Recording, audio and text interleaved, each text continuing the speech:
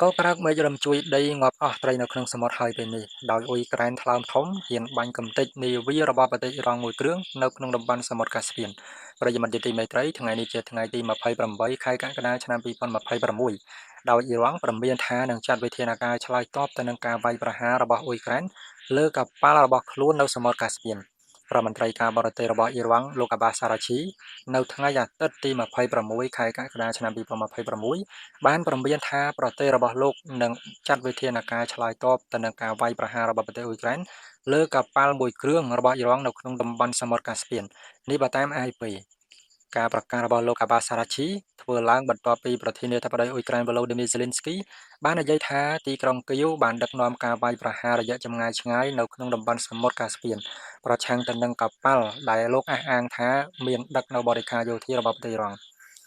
នៅក្នុងការបង្ហោះមួយនៅលើបណ្ដាញទំនាក់ទំនងសង្គម X លោកអាបាសារ៉ាឈីបានលើកឡើងដូចនេះថាលោក Zelensky បានវាយប្រហារលើកប៉ាល់ដឹកទំនិញមួយគ្រឿងរបស់ប្រទេសអ៊ីរ៉ង់ដោយសម្លាប់នាវិកម្នាក់នេះគឺជាទង្វើបំពានលើធម្មនុញ្ញ UN ដែលធ្វើឡើងជួសមុខឲ្យអ៊ីស្រាអែលដើម្បីអូសទាញឲ្យអឺរ៉ុបធ្លាក់ចូលទៅក្នុងសង្គ្រាមរបស់ខ្លួនផងដែរ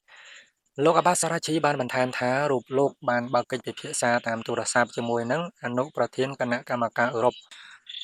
គឺលោកកាចាកាឡាស់និងសមាភិកីរុស្ស៊ីគឺលោកសេហ្គីឡារុសដោយគូបញ្ជាក់ថាអ៊ីរ៉ង់នឹងចាត់វិធានការឆ្លើយតបទៅនឹងការវាយប្រហាររបស់ប្រទេសអ៊ុយក្រែនគូបញ្ជាក់ថាបើតាមក្រសួងការបរទេសអ៊ីរ៉ង់ការវាយប្រហារលើកប៉ាល់អ៊ីរ៉ង់មួយគ្រឿងនៅក្នុងតំបន់សមុទ្រកាស្ពីនបានបណ្ដាលឲ្យនាវិកម្នាក់ស្លាប់និងជាច្រើនអ្នកទៀតរងរបួសផងដែរខាងទីភ្នាក់ងារស៊ើបការសម្ងាត់អ៊ុយក្រែនវិញបានអះអាងថាការវាយប្រហារដោយយន្តហោះដ្រូនរបស់អ៊ុយក្រែនធ្វើឡើងប្រឆាំងទៅនឹងកប៉ាល់ដែលជាប់ទណ្ឌកម្មអន្តរជាតិនិងដែលត្រូវបានប្រើប្រាស់សម្រាប់ការដឹកជញ្ជូនសម្ភារៈយោធារវាងអ៊ីរ៉ង់ហើយនិងរុស្ស៊ីសរុបសេចក្តីមកនៅក្នុងន័យនេះគឺគេចង់និយាយថាអ៊ុយក្រែនគឺបានបើកការវាយប្រហារទៅលើកប៉ាល់របស់ប្រទេសអ៊ីរ៉ង់មួយគ្រឿងនៅក្នុងតំបន់សមុទ្រកាស្ពីនហើយអ៊ីរ៉ង់ក៏គេបានព្រមានចាត់វិធានការឆ្លើយតបទៅកាន់អ៊ុយក្រែនវិញផងដែរដោយលោកអាបាសារ៉ាឈីគឺបាននិយាយថាការវាយប្រហាររបស់លោក Zelensky គឺវាខុសនឹងច្បាប់ធម្មនុញ្ញ UN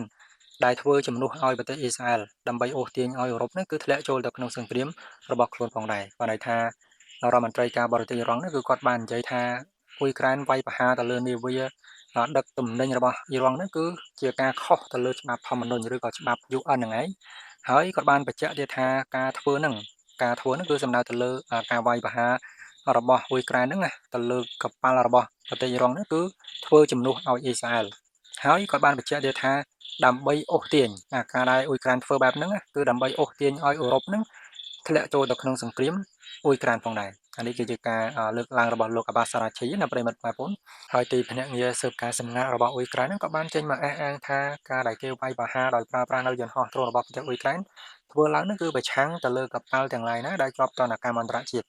ដែលត្រូវបានប្រើប្រាស់សម្រាប់ការដឹកជញ្ជូនសម្ភារៈបរិការយោធារវាងអ៊ីរ៉ង់ហើយនិងរុស្ស៊ីអញ្ចឹងចំណុចសំខាន់ដែលធ្វើឲ្យអ៊ុយក្រែនវាយប្រហារទៅលើនាវាឬទៅលើកប៉ាល់របស់អ៊ីរ៉ង់គឺដោយសារតែគេសង្ស័យថាដឹកជញ្ជូននៅសម្ភារៈយោធាឬក៏ឧបករណ៍យោធាផ្សេងៗរវាងអ៊ីរ៉ង់ហើយនិងរុស្ស៊ីផងដែរអញ្ចឹងត្រង់ចំណុចនឹងឯងដែលជាការចាប់អារម្មណ៍របស់អ៊ុយក្រែនទៅលើកប៉ាល់របស់ប្រទេសអ៊ីរ៉ង់គឺដោយសង្ស័យថាកប៉ាល់ហ្នឹងគឺមានដឹកបរិការយោធារបស់ប្រទេសអ៊ីរ៉ង់រវាងអ៊ីរ៉ង់ហើយនិងប្រទេសរុស្ស៊ីអញ្ចឹងទៅ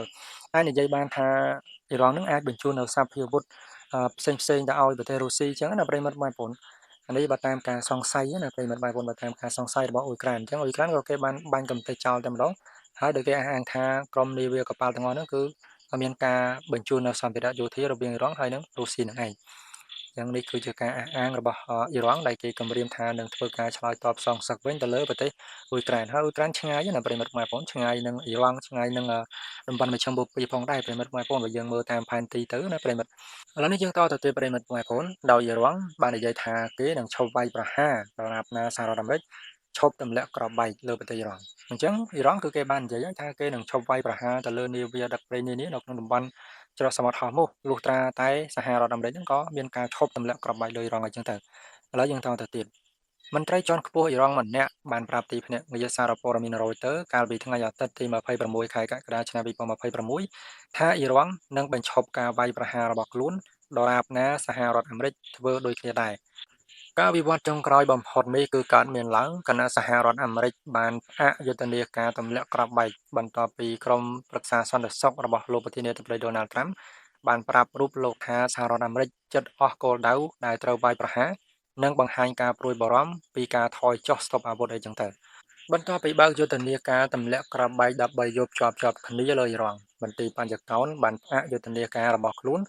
កាលពីយប់ថ្ងៃសុក្រសប្តាហ៍មុនដោយមិនមានការវាយប្រហារណាមួយរបស់សហរដ្ឋអាមេរិកត្រូវបានរាយការណ៍នោះទេកាលពីថ្ងៃសៅរ៍ឬក៏ថ្ងៃអាទិត្យចុងសប្តាហ៍កន្លងទៅនេះចំណែកឯអ៊ីរ៉ង់វិញដែលបានវាយប្រហារសងសឹក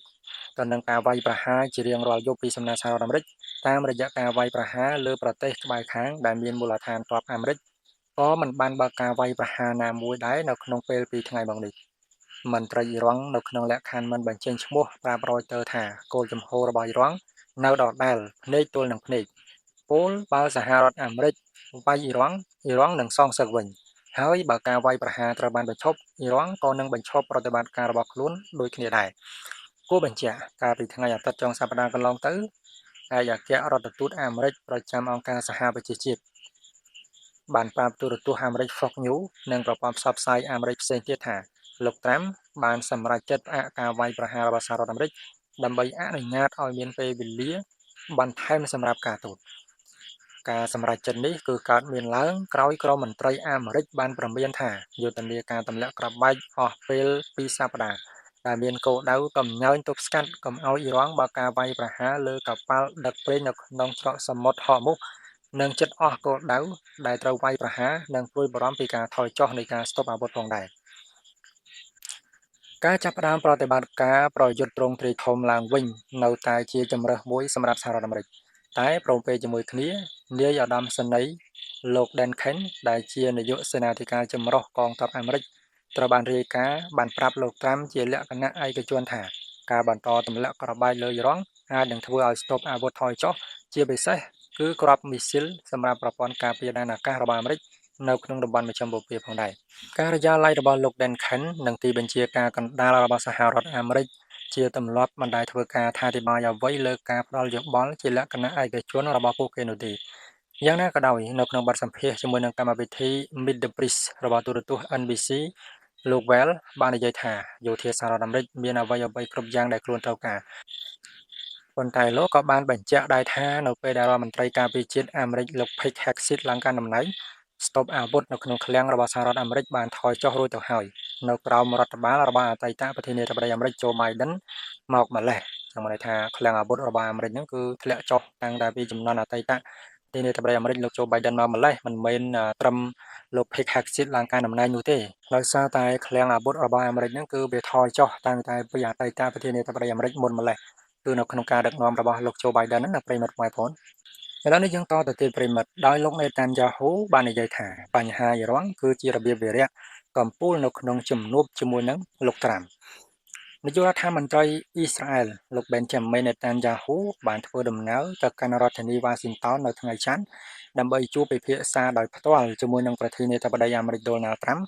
ដែលនេះគឺជាជំនួបផ្ទាល់មុខលើកដំបូងបំផុតចាប់តាំងតែពីសង្គ្រាមប្រឆាំងអ៊ីរ៉ង់បានផ្ទុះឡើងនេះគឺតាមការចុះផ្សាយដោយ Reutersនៅមុនពេលចាកចេញលោកនេតានយ៉ាហ៊ូបានបញ្ជាក់តាមរយៈវីដេអូថានៅក្នុងកលៈទេសៈដ៏ស្មុគស្មាញនេះយើងនឹងពិភាក្សាពីបញ្ហាទាំងអស់ដែលជាពិសេសនោះគឺបញ្ហាអ៊ីរ៉ង់ដែលជាអាទិភាពចម្បងដើម្បីធានាសន្តិសុខនិងពង្រីកសន្តិភាពនៅក្នុងតំបន់ផងដែរជំនួបនេះគឺកើតមានឡើងបន្ទាប់ពីមេដឹកនាំទាំងពីរមានភាពប្រកម្មរកុសនឹងគ្នាដោយដែលបានបែកធ្លាយកាលពីខែមិថុនាដែលលោក Donald Trump បានប្រើពាក្យសម្ដីជេរប្រមាថនាយករដ្ឋមន្ត្រីអ៊ីស្រាអែលរូបនេះតាមរយៈទូរស័ព្ទទោះជាយ៉ាងណាដើម្បីជាការយកចិត្តលោក Donald Trump វិញកាលពីពេលថ្មីនេះអ៊ីស្រាអែលបានយល់ព្រមឲ្យកងកម្លាំងសន្តិសុខបរទេសចូលទៅកាន់តំបន់ហ្គាហ្សានិងបានដកកងទ័ពខ្លះចេញពីភាគខាងត្បូងលីបង់ស្របតាមបំណងរបស់រដ្ឋាភិបាលអាមេរិកអ្នកវិភាគយល់ឃើញថាជំនួបបង្ហាញពីភាពស្និទ្ធស្នាលរវាងមេដឹកនាំទាំងពីរនៅពេលនេះគឺជារឿងដ៏សំខាន់សម្រាប់លោកនេតានយ៉ាហ៊ូនៅក្នុងការស្ដារប្រជាប្រិយភាពដែលកំពុងតែធ្លាក់ចុះយ៉ាងខ្លាំងដើម្បីត្រៀមសម្រាប់ការបោះឆ្នោតជាតិនៅចុងខែតុលាខាងមុខគណៈដែលការគ្រប់គ្រងដល់អ៊ីស្រាអែលពីសំណាក់ពលរដ្ឋអាមេរិកកំពុងតែថយចុះដូចគ្នាផងដែរអញ្ចឹងនេះគឺជាហេតុផលមួយដែលនាយករដ្ឋមន្ត្រីអ៊ីស្រាអែលលោក Benjamin Netanyahu គឺត្រូវតែមកជួបដោយផ្ទាល់ជាមួយនឹងលោក Donald Trump នៅឯសេតវិមានអញ្ចឹងទៅដោយសារតែមានភាពរកាំរកុសកាលពីខែមិថុនានៅប្រិយមិត្តម៉ែបងដោយគេបញ្ជាក់ថាគឺលោកត្រាំហ្នឹងគឺមានការប្រើពាក្យសម្ដីអសុរោះជេរប្រមាថនាយករដ្ឋមន្ត្រីអ៊ីស្រាអែលអញ្ចឹងទៅជេរតាមរយៈទូរស័ព្ទណាប្រិយមិត្តម៉ែបងហើយដើម្បីជាការយកចិត្តលោកដូណាល់ត្រាំវិញលោកណេតចានយ៉ាហ៊ូហ្នឹងក៏មានការឲ្យកងកម្លាំងបានន័យថាអ៊ីស្រាអែលមិនមែនលោកណេតចានយ៉ាហ៊ូទេបានន័យថាអ៊ីស្រាអែលហ្នឹងគឺបានអនុញ្ញាតឲ្យកងកម្លាំងសន្តិសុខបរទេសដែលចូលទៅកាន់ហ្គាសាអញ្ចឹងទៅហើយក៏មានការដកកងទ័ពខ្លះចេញពីភាគខាងត្បូងនៃលីបង់អញ្ចឹងណាដើម្បីថាឲ្យវាស្របតាមបំណងរបស់សហរដ្ឋអាមេរិកព្រោះថាសហរដ្ឋអាមេរិកចង់ឲ្យធ្វើបែបហ្នឹងអញ្ចឹងណាប្រិយមិត្តបងប្អូនអានេះវាជាការដែលថាយកចិត្តប្រធានាធិបតីអាមេរិកដូណាល់ត្រាំអញ្ចឹងទៅឬក៏ធ្វើឲ្យវាមានភាពស្និទ្ធស្នាលឡើងវិញណាពីព្រោះថាប្រជាប្រិយភាពរបស់លោកនេតានយ៉ាហ៊ូនៅអ៊ីស្រាអែលហើយនិងអាមេរិកហ្នឹងគឺវាមានការធ្លាក់ចុះផងដែរ